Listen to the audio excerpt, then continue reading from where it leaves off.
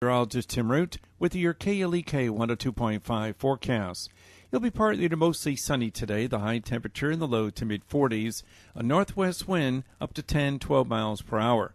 Mostly clear, cold tonight, 25 to 32. Mostly sunny Tuesday in the mid-40s. Those mid-40s will stick around for Wednesday as well, partly to mostly sunny skies expected.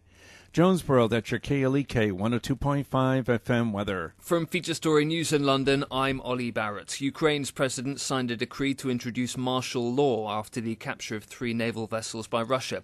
British academic Matthew Hedges has been released from prison in the UAE, where he'd been jailed for life on spying charges. UK Prime Minister Theresa May is calling for MPs to back her Brexit deal, warning of division and uncertainty if they don't. And Mumbai has been marking 10 years since the terrorist attacks of 2008, which left 166 dead. It's 9:01. KLEK LP Jonesboro, the voice of Arkansas Minority Advocacy Council. It's now time for Community Conversations, a program focusing on the people working to make the Jonesboro community a better place, while offering viewpoints from all sides of the issues.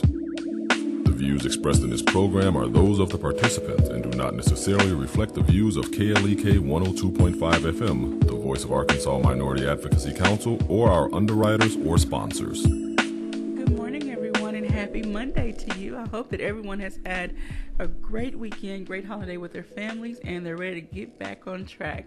All right, it is cold outside. Can somebody tell winter is not their time just yet? All right, anyway, today I have a very special guest with me, Dr. Joy Skaug from Arkansas, from NYIT at A-State. Good morning to you, Dr. Skaug. Good morning. All right, and before we get started with our topic today, we are discussing Alzheimer's disease for the Awareness Month. This is our Beyond the Ribbon discussion. It's one thing to wear the colors and participate in the walks and the other advocacy events, but we want you to get to know the disease that you're advocating for. So I'm going to give you some background information, but I would love for Dr. Joy to please give us some background information on herself. This is her first time in the studio, so tell us a little bit more about how you came to either NYT or A-State and how long you've been practicing. Sure. Well, I am a family medicine doctor, and I came to Jonesboro because my husband is from here. His parents have been pediatricians in Jonesboro for a really long time, and we were happy to settle back here and be close to them. Awesome. They've just retired, so we're left holding the Skaug, the Skaug name as a physician here in town. And I started at NYIT, which is a medical school on the A-State campus here, in August. So I've been there for a few months and just really enjoyed teaching medical students. I still practice within the community 2 days a week at my clinic, which is under St. Bernard's, my current clinic. And love what I do. I'm happy to be here today. All right, well, thank you so much for that. So we're going to jump right into our discussion for today. When people hear Alzheimer's, they automatically think, well, it is linked to dementia. So let's first, kind of break that down. What is Alzheimer's? What is dementia? And how are they linked? So dementia is a neurodegenerative disorder, which means that it is mostly a disease of the brain. And when we talk about some of the symptoms and signs of Alzheimer's disease, we can see the different ways that it is affecting the brain in different ways that might come out. Dementia is more of an umbrella term, a broader diagnosis, and then Alzheimer's disease is actually also called Alzheimer's dementia. Okay. It's a type of dementia, actually the most common type of dementia. And other types of dementia might include Lewy body dementia or vascular dementia or frontotemporal dementia. There's other types, but Alzheimer's is the most common, the one you hear about the most. Okay. All right. So let's another I don't want to say myth. Thing we hear is it's only an elderly individual disease. At what age can Alzheimer's affect someone? So if we see Alzheimer's or what seems to be Alzheimer's dementia in somebody who's less than 60 or so, we start to think, what else might be going on? It's pretty rare to happen before 60. By the age of 80, about 30% of people will have some type of dementia. Wow. So the older you get, the more at risk you are for having dementia. During your research, have you come across anything that says why maybe at the age of 60 and beyond, like why is 60 like that age that... I am not quite sure. We do know that there's a genetic component to Alzheimer's dementia. It does tend to run in families. And one of the isolated genes is located on chromosome 21. Which is why, for instance, in people with Down syndrome who have 3 copies of chromosome 21, you might have heard it called trisomy 21, they will have dementia earlier on than somebody else because they have 3 copies of that, particular chromosome. Oh, wow. That's interesting. Sad, but interesting. It's going to be a sad discussion today, I think, unfortunately. But I hope that people are paying attention and take note of the information you have to share and realize that, okay, this is something that you can live through. It's not easy. However, if you know the signs and symptoms and you know how to give the proper care to your family member or loved one, you can make it through. But it's still going to be it's going to be rough. So let's talk about some signs, symptoms, starting with the early signs and, transition to when you know someone really has full-blown. Sure. So one of the hallmarks of Alzheimer's dementia is it has a very insidious onset. So most of the time you can't look back and say, oh, that was the moment when they developed dementia or something like that. You notice it gradually creeping up over time, and then you sort of look back and you say, oh, I've seen some of these signs for a while. Classically, Alzheimer's dementia affects memory. So the most recent memories are affected first, which is why you'll notice people who have dementia, not remembering stuff that happened in your life recently, maybe your wedding, even though they were there at your wedding, that type of thing. Or they will call their grandson by their son's name, because they're getting more and more sort of stuck in the past. Those recent memories are fading away. Okay. And I'm sure, especially if someone looks like and really resembles the person that they knew at that time, like in that younger, when they had those full memories, they called this person, the person now. Okay. Right. I know what I'm trying to say. I apologize. It's not coming out. Well, it's tough to know what to do. Do you just sort of go along with it? Do you try to correct them? And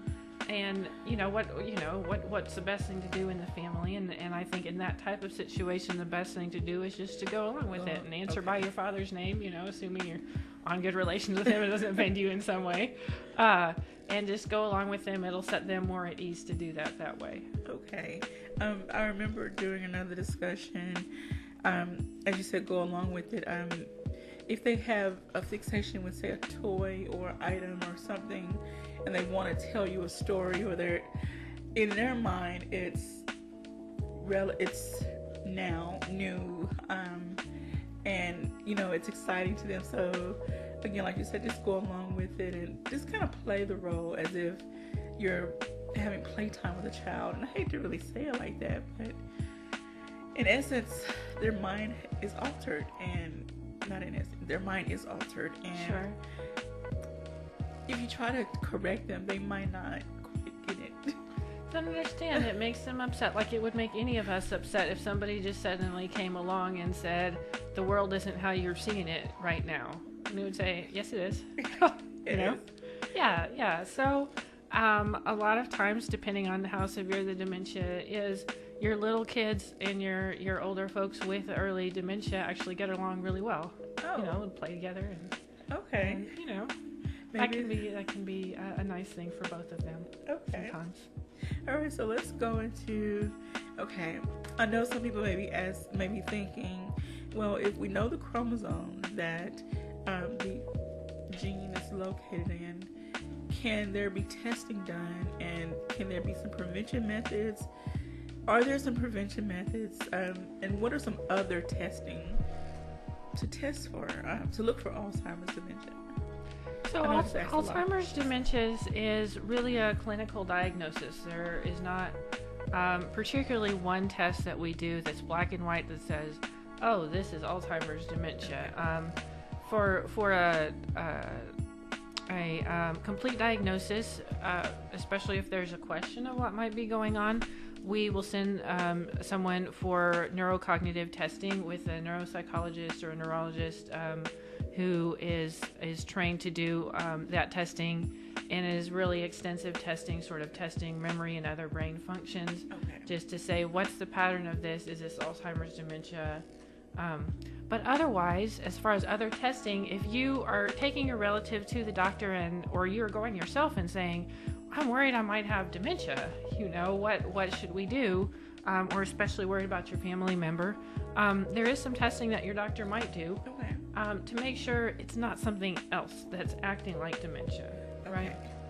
Particularly because there's not really much treatment for dementia that is going to slow it down or turn it around. There just isn't. So they might do some blood work, if you are anemic, if your thyroid is acting up, if you are not sleeping well, if you're depressed, for instance, and a lot of times in older people, it can be hard from the outside to tell depression from maybe some early dementia. So they'll do all this testing just to say, is something else in play here that we do actually have good treatment for that would improve all these symptoms that you're seeing? Oh, wow. I didn't know. That's interesting. Again, you tuned in to Community Conversations on KLEK 102.5 FM, and this is our Beyond the Ribbon discussion, discussing Alzheimer's disease and dementia, because they are so closely related. Well, Alzheimer's is a product. The type of dementia. A type of dementia, yes. Thank you, Dr. Joy. And we just want to make sure that everyone has as much information as possible so that you can start recognizing signs within your own family if you see something, and give them the proper care that they need. Because we don't, we will talk about what if it goes untreated for so long.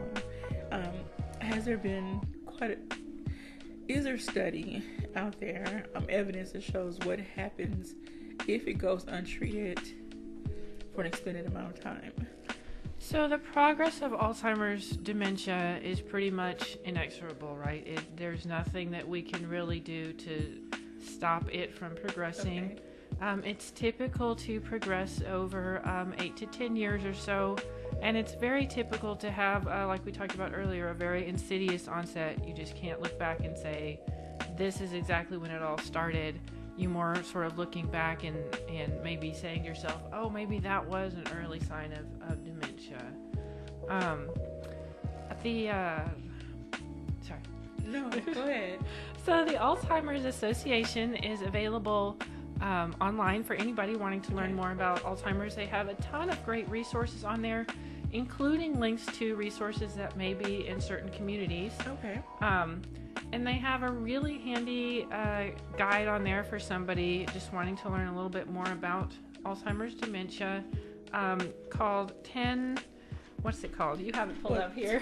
10 signs. 10 early warning signs of Alzheimer's dementia. Yes, yeah. We'll definitely go through that. And I want to let everyone know that we are live on Facebook. For those of you out there listening on your radio, wherever you are, we're live on Facebook. And I put the link in our message stream, which is www.alz.org.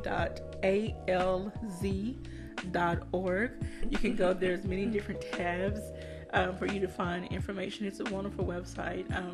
Outlined very well, big clear letters, so very detailed but simple information so that everyone can understand. So, and there's also at the top of their page a 1-800 number, which is their 24/7 helpline. So if you are someone that has a family member with Alzheimer's dementia, there's someone there to talk to you, and then link you to other resources if need be. All right, so let's go ahead and go through, before we go to our break, the 10 early signs and symptoms of Alzheimer's. With number one, you mentioned memory loss that disrupts daily life. And so how simple or how complex, would the memory loss have to be for you to think, okay, this is Alzheimer's dementia? So in Alzheimer's dementia, it's those most recent memories that go first. So where you went earlier today, what you did last week, that type of things. Okay. Also, names that you learned more recently, or things like that. But when you look on the website and you have memory loss that disrupts daily life, that can be an early warning sign of Alzheimer's dementia. But before anybody gets all worked up thinking, golly, I forget my glasses are on my head, every minute of the day. Do I have dementia? Well, here it gives you a little bit of a context for each of these signs and symptoms to say, no, wait, that's just age, right? So if you are forgetting somebody's name or forget a doctor's appointment that you had today, but then later that afternoon it just comes to you and you remember it, that's not dementia necessarily. That's just age. Age. Maybe you need some ginkgo or some other. Well, maybe so. Or challenges. So the next one here is, challenges in solving problems. And you would counter that with, well, everybody makes the occasional, error balancing their checkbook or something like that. That's not necessarily a sign of dementia. If you can't do things that you used to be able to do, you can't boil a pot of macaroni or something on the stove, well, that's concerning, right?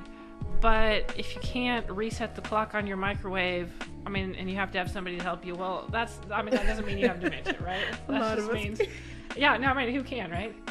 Terrible. You just call your grandkids over there and say, reset that clock, please.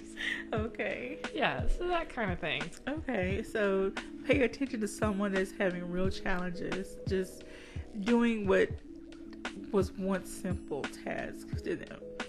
And don't always chop it up as just old age, especially if they're not quite 60 yet. If they're still in, I say 60. If they're not quite 80, let's push it further back. Sure. If they're not quite 80, and you know them to be really have a healthy mental capacity, and all of a sudden some things start changing, be on the lookout, but don't scare them, and don't work yourself up too much.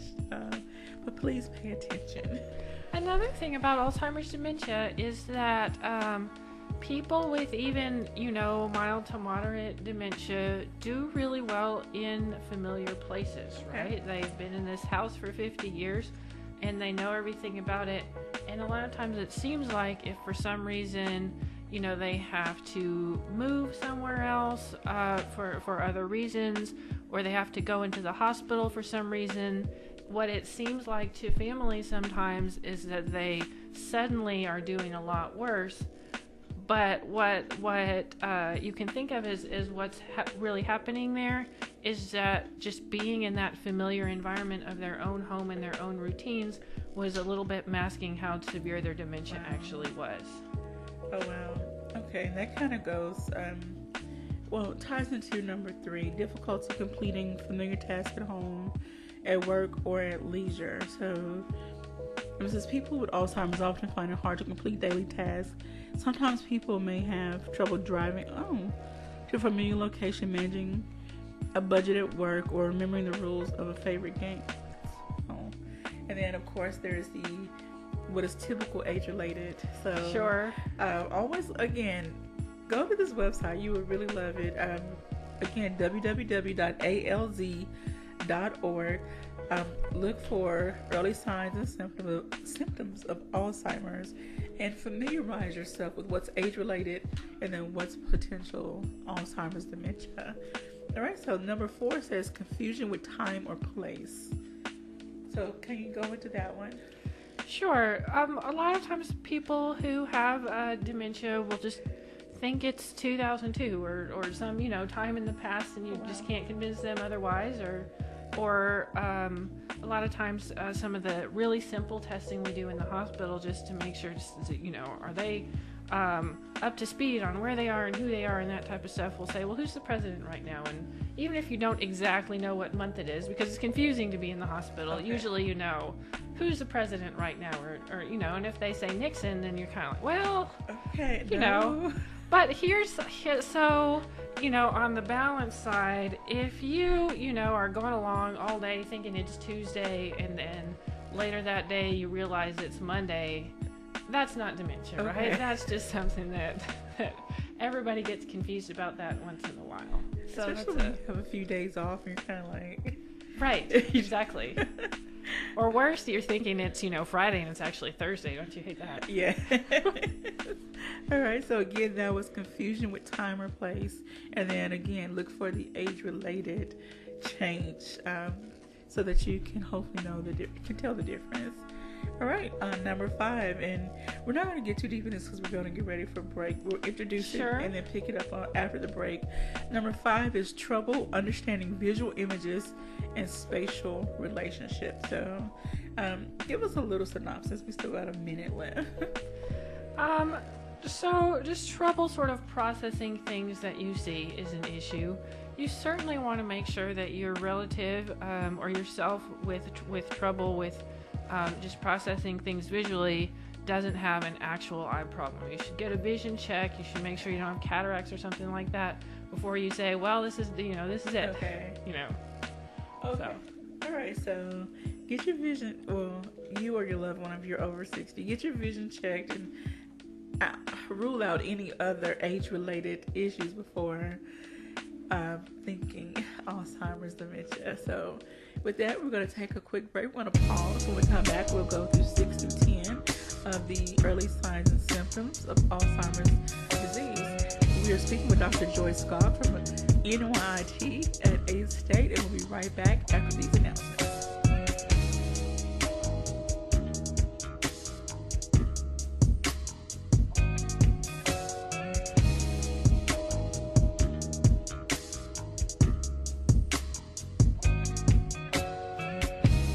You're listening to Community Conversations on KLEK 102.5 FM. We'll be right back.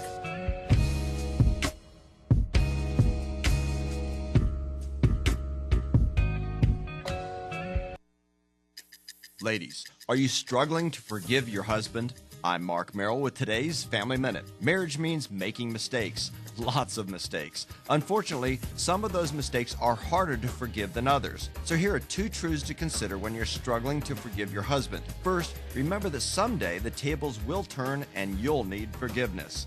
Be ready to show him grace, knowing that eventually you'll need his undeserved favor in return. Second, acknowledge that forgiveness is a decision, not a feeling. If you're waiting until you feel ready to forgive, chances are you'll be waiting a long, long time. Instead, make the decision to forgive your husband today. And remember, your family first. Want to stay in touch with Mark? You can.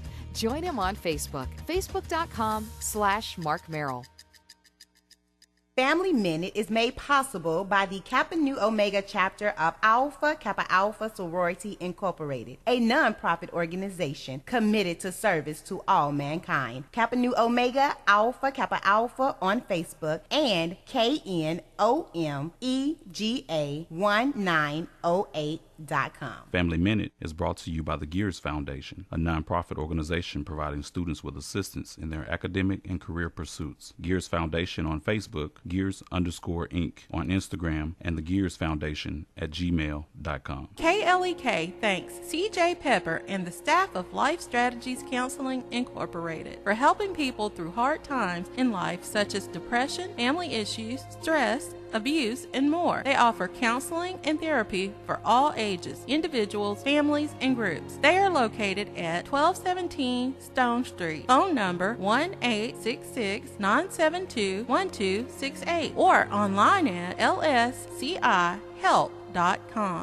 The Office of Diversity and Community Engagement at Arkansas State University, under the leadership of Dr. Maurice Gibson, is a proud supporter of KLEK and is dedicated to finding innovative ways to advance their mission of creating a diverse and inclusive environment, conducive to educating, enhancing, and enriching lives, uplifting various and diverse groups, on the A-State campus and striving to maintain Arkansas State University a place that is inclusive to all individuals regardless of origin, color, religion, socioeconomic status, or sexual orientation. More information about the Arkansas State University Office of Diversity and Community Engagement is available at www.astate.edu/diversity and 870-972-3081.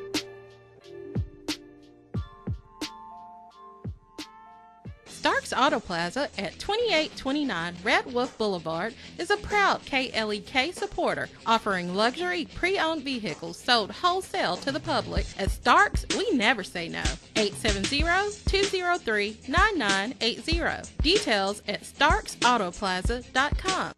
Hello, I'm Officer Victoria Evans. I have always had a desire to help others in need and to be an example and role model to young women by encouraging them to never give up on their dreams. My dream was to become a police officer and to serve my community. In 2016, that dream became a reality, and it is the most rewarding experience of my life. Now I want to let you know about the same opportunity. The Jonesboro Police Department will conduct testing every month for patrol officers. Applications are available online at jonesboropolice.com or at the Police Department, 1001 South Caraway Road. The Jonesboro Police Department offers a competitive salary, health, and retirement benefits, top-of-the-line training, and most importantly, the chance to make a difference in the Jonesboro community. Join me in making Jonesboro a better place. The Jonesboro Police Department is an equal opportunity employer, and women and minorities are especially encouraged to apply. More information is available at 870-935-5657. And now back to Community Conversations on KLEK 102.5 FM. All right, welcome back to Community Conversations on KLEK 102.5 FM. We're speaking with Dr. Joy Skaug from Arkansas State, Arkansas State, the NYIT College on Arkansas State University's campus. We're talking about Alzheimer's dementia. This is the awareness month, but unfortunately for those living with this, it is 24/7, 365, as well as their family members or caregivers. So we want to just help give you some information so that you can be more aware of what this disease is, how it affects the individual, and we're going to get into a little bit later how it affects the caregiver and how you can be a support system for them. We want to continue on with the early signs and symptoms. We stopped at number 5, which was trouble understanding visual images and spatial relationships. And number 6 says new problems with words and speaking or writing. Sure. So everybody, especially as you get older, is going to have some trouble just finding words sometimes, okay, or finding people's names that they that they know. But then then you think of it later and you think, oh golly, I'm so embarrassed. Why did I forget that person's name?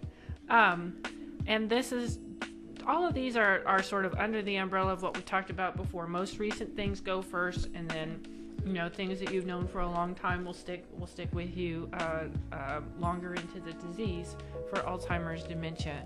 So age related, you forget some word, you forget some people, some person's name, but you think of it later.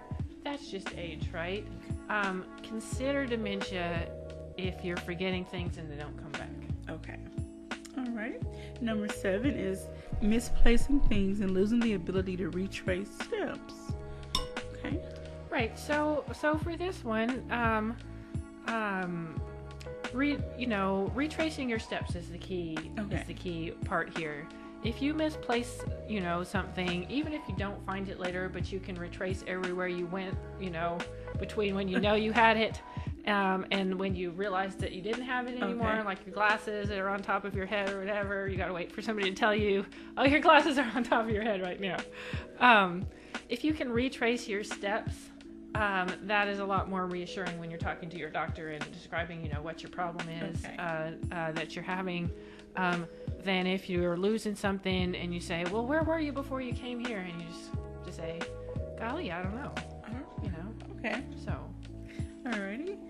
Number 8, decreased or poor judgment. This is a really scary one, right? Okay. Especially for people with mild to moderate dementia, where especially if they're in a real familiar environment and doing well, and it's not just super obvious to your family members that you're going downhill, but your parent or your loved one is buying a lot of things from telemarketers or spending money on, QVC or something like that you just, you're seeing these things in your house and you're saying, what is this even for? That's the kind of poor judgment that we're talking about that can really especially be a real strain on caregivers, trying to prevent them from spending their money on things that if they were, not suffering from this disease would not be something that they would do. And let's talk about the other example that it gives. They may pay less attention to grooming or keeping themselves clean. So with Alzheimer's dementia, we have a couple of categories that we talk about: independent activities of daily living and activities of daily living. So your independent activities would be things that you can think of can keep you. They'll keep you independent: driving, cooking for yourself, balancing your own checkbook, managing your own daily medications if you take medications for diabetes or high blood pressure or anything like that.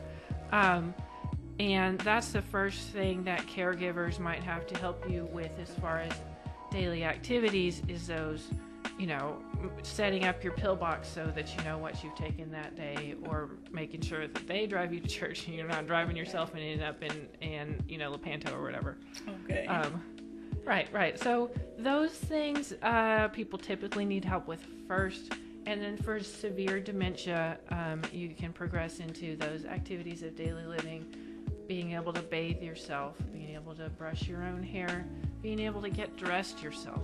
Those really heartbreaking things that go later on in more severe disease. Okay.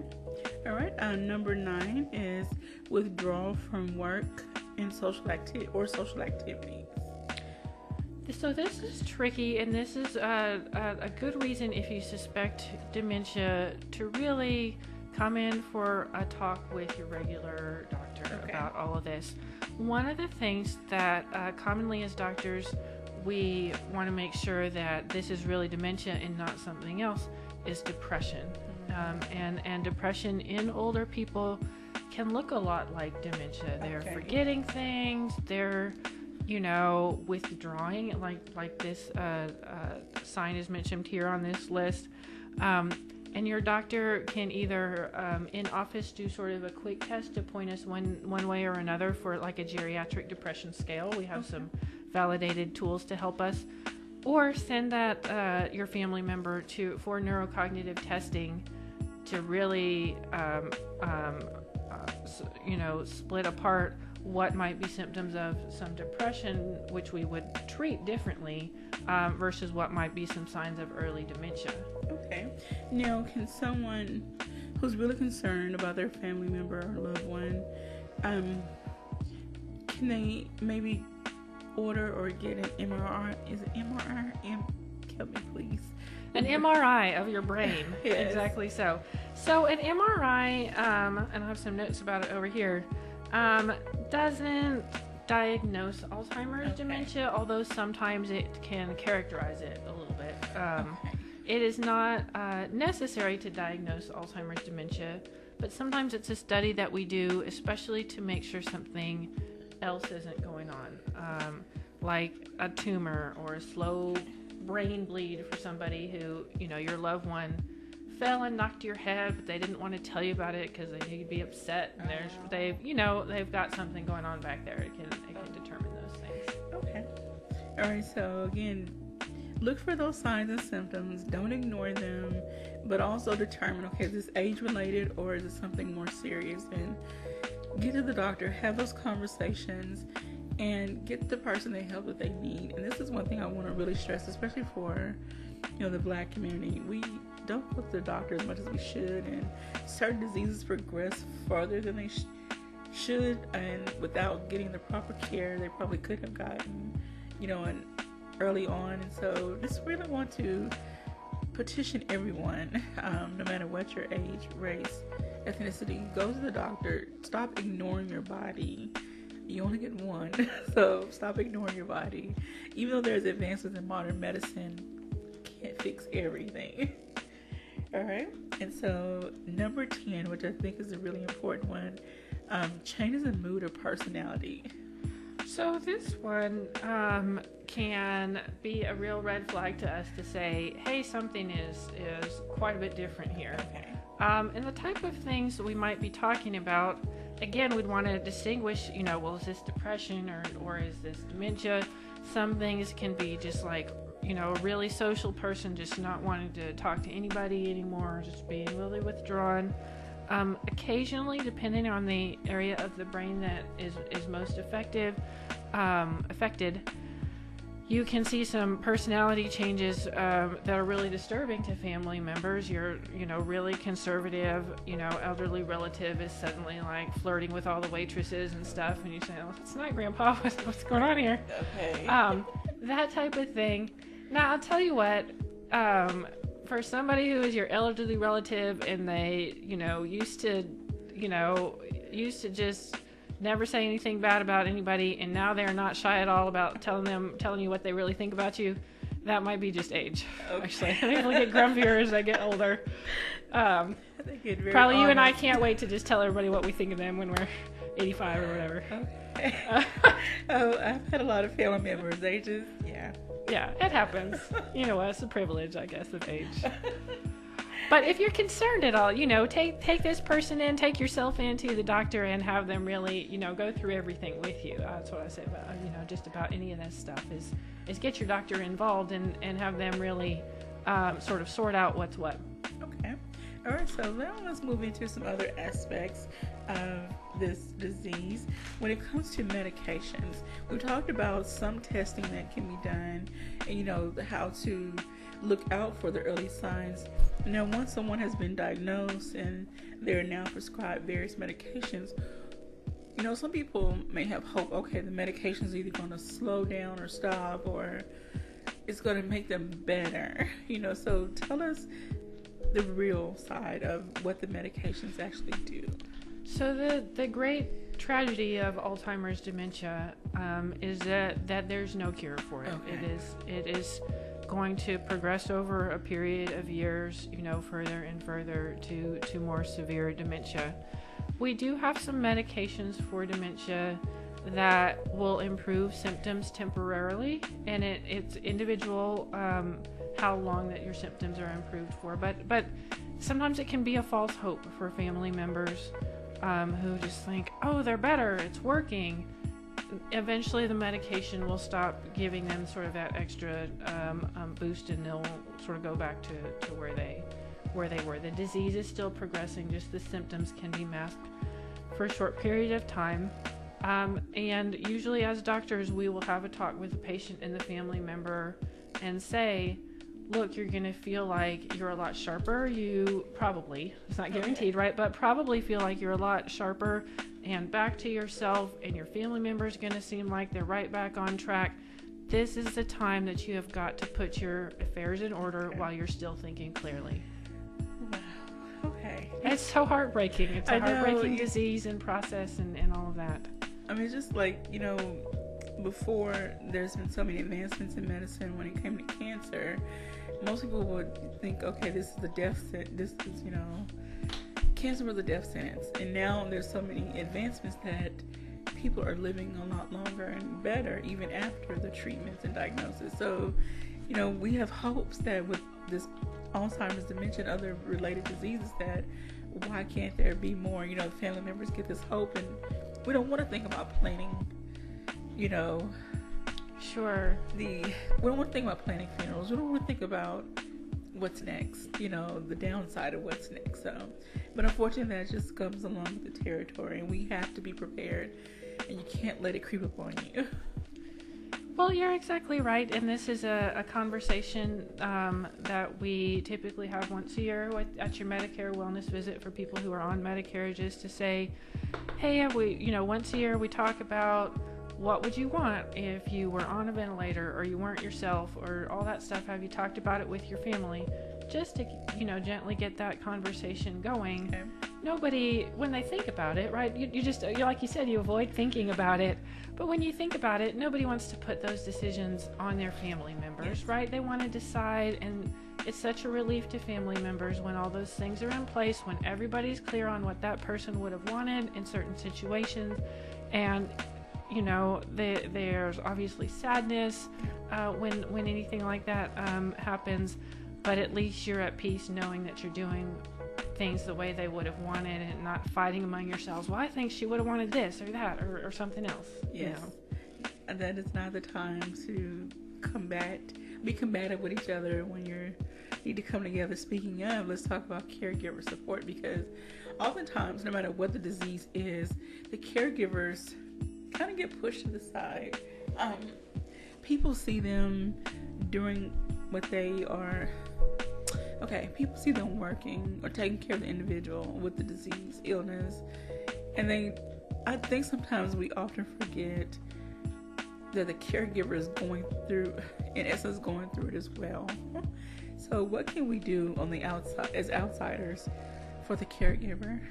So the number one treatment for Alzheimer's dementia over medication, over anything else, is caregiver support. Okay. And we know this. You've got to take care of yourself before you can, take care of other people. And you're exactly right. A lot of people don't realize what the caregivers are going through. If you take your family members, particularly to a senior clinic, a lot of times they will have a social worker in place to help you navigate through all of these things, especially, what resources can caregivers have as far as, making sure that the home is safe. For instance, for somebody who might have Alzheimer's dementia, wandering around or turning on the stove and forgetting they did it or that, type of thing. That's just so stressful. Waking, the type of thing where you'd wake up in the middle of the night and think, golly, I wonder if the stove is on. That type of thing.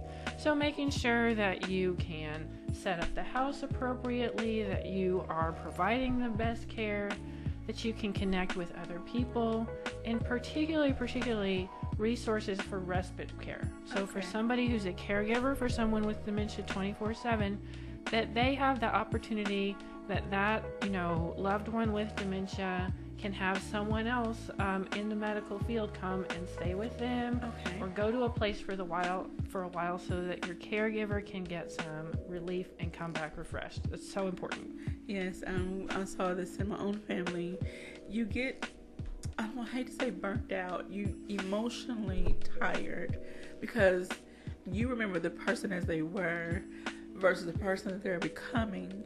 And so it takes its toll on you emotionally, having to see someone that was once so vibrant and so full of life to now be a totally different version of themselves. It really is. It's such a heartbreaking disease, just all around. So let's talk about what most people don't want to talk about, the downside as this disease progresses.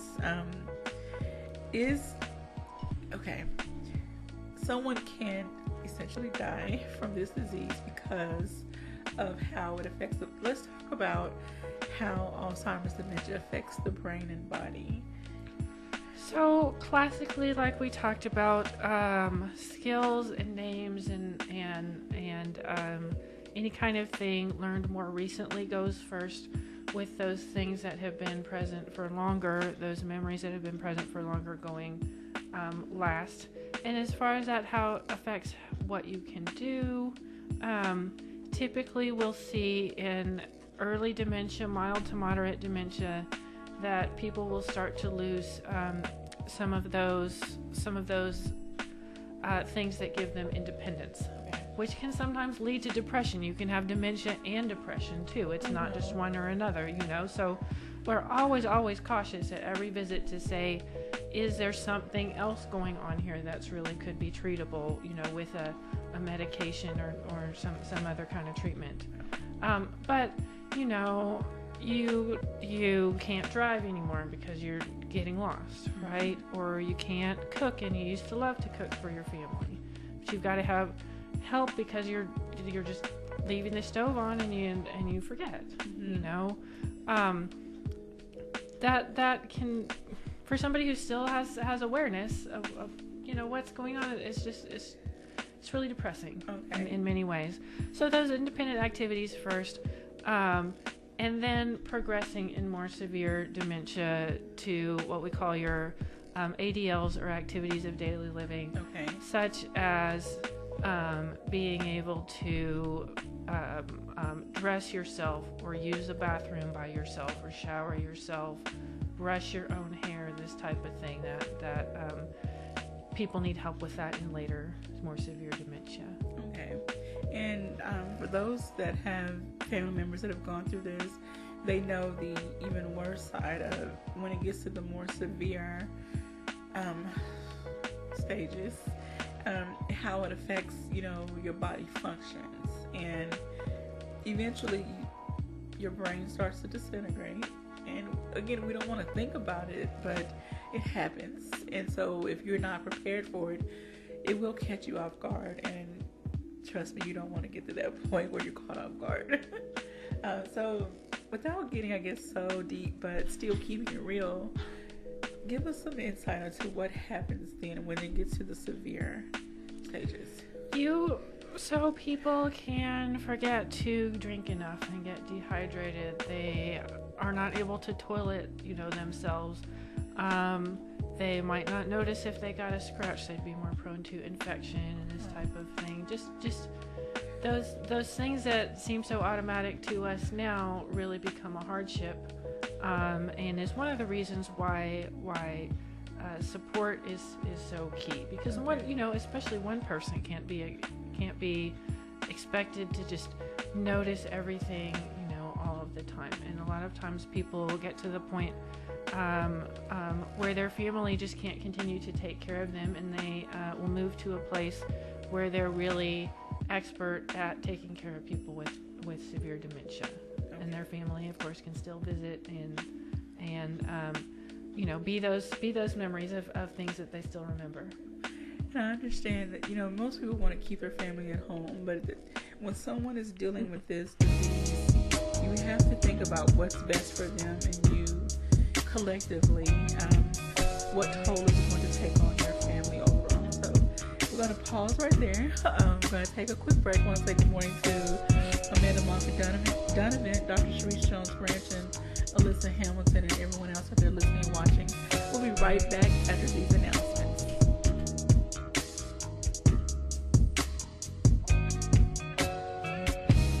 You're listening to Community Conversations on KLEK 102.5 FM. We'll be right back.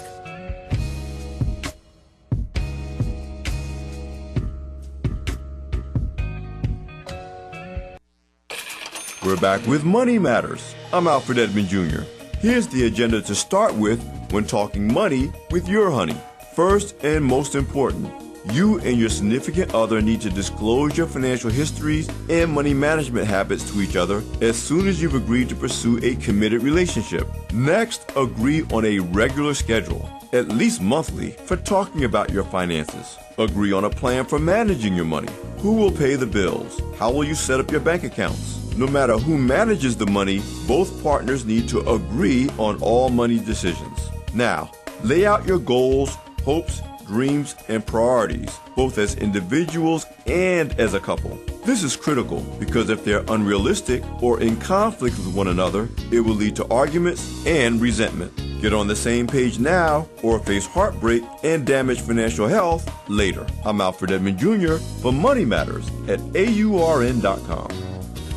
Money Matters is made possible by the Jonesboro Alumni Chapter of Delta Sigma Theta Sorority Incorporated, a nonprofit organization focused on joy in our sisterhood, power in our voice, and service in our hearts. www.jonesboroalumnidst.org. Money Matters is brought to you by Bancorp South, offering checking, savings, loans, credit cards, and wealth management. 5 locations in Jonesboro to serve you. www.bancorpsouth.com or 870-972-9800.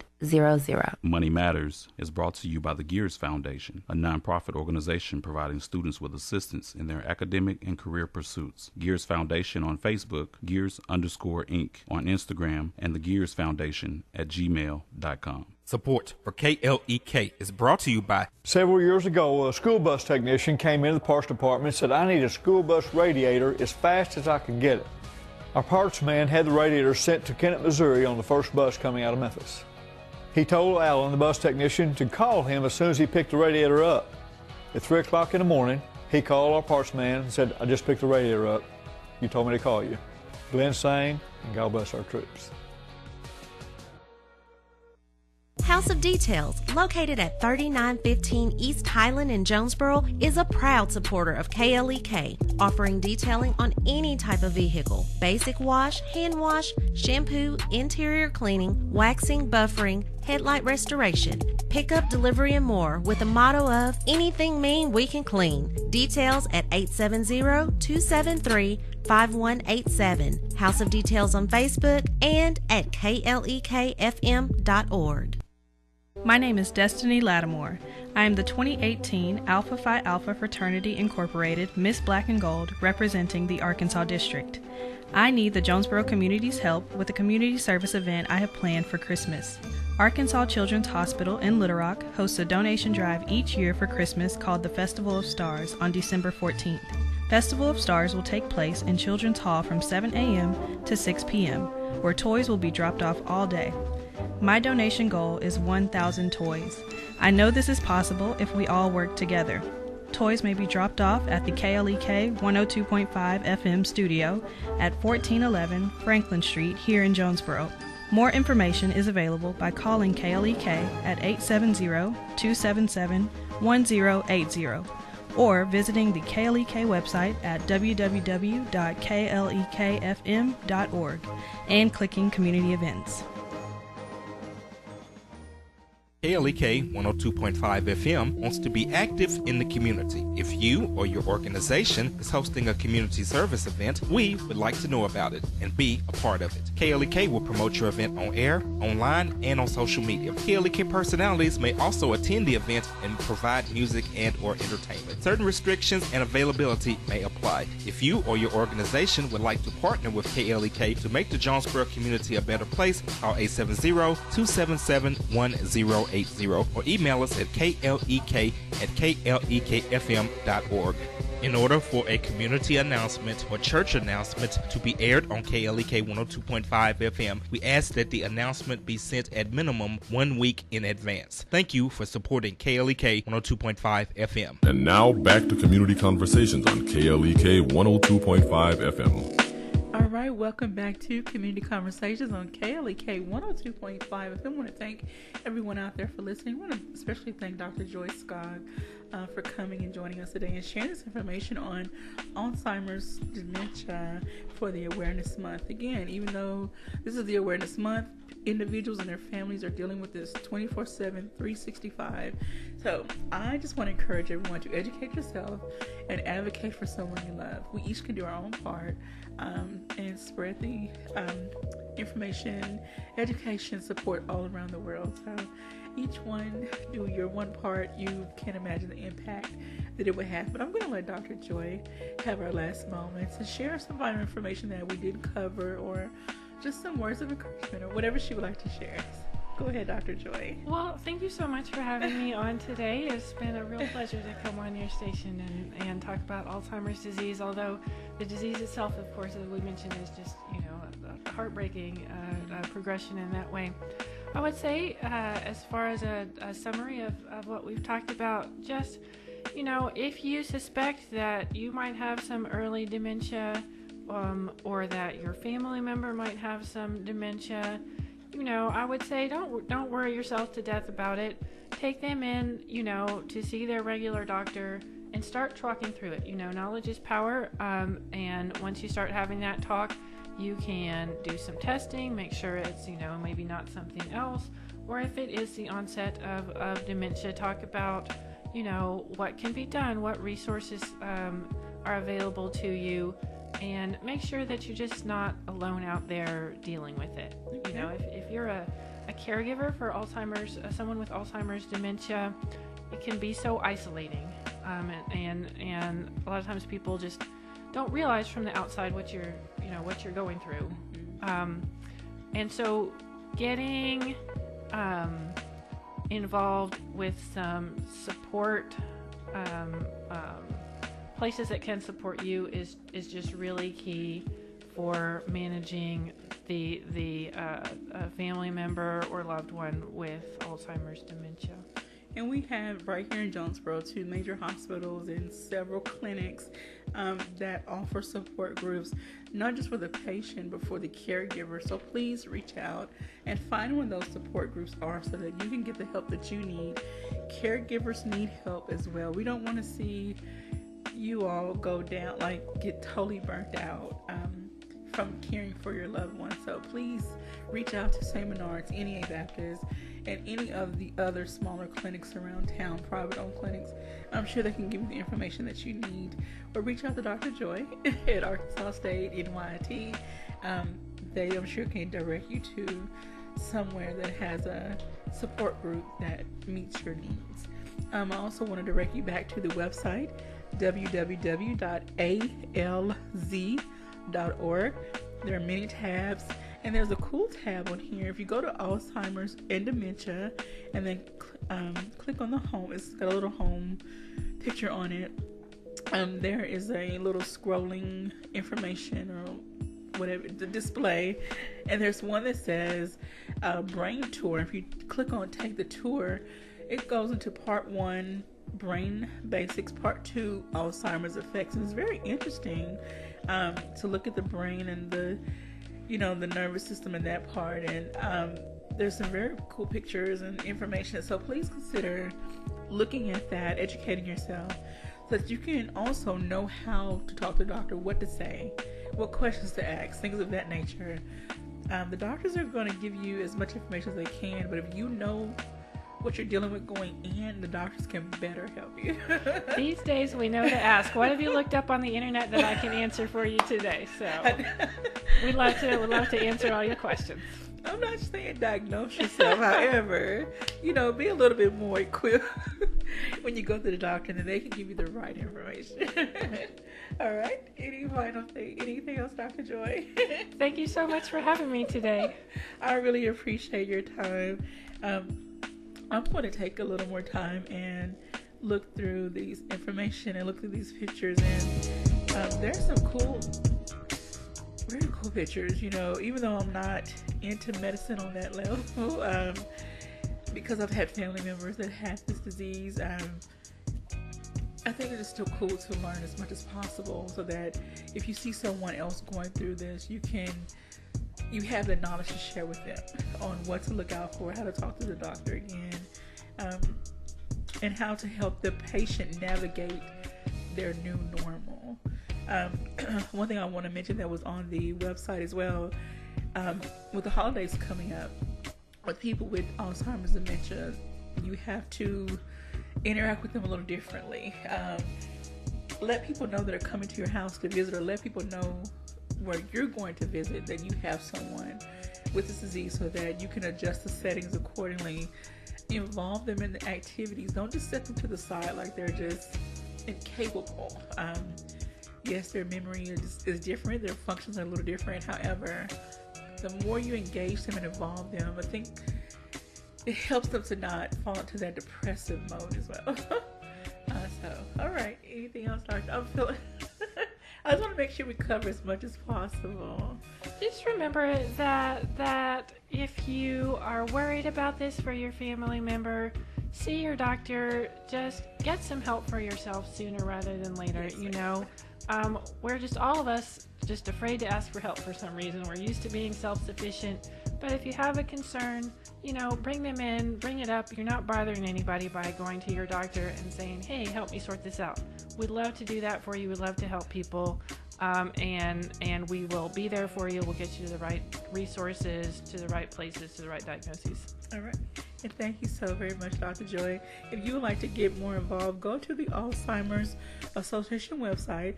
There's a tab at the top that says local resources. There's also about how to get involved. There's different events. So if you have a family member that has had Alzheimer's, has it, you know someone who's going through this, educate yourself and advocate for someone you love. So I'm going to leave it at that. I hope everyone has a really great and blessed day. Try to stay warm out there. It's a little chilly, so try to stay warm. See you tomorrow. Thank you for listening to Community Conversations on KLEK 102.5 FM, a program focusing on the people working to make the Jonesboro community a better place while offering viewpoints from all sides of the issues.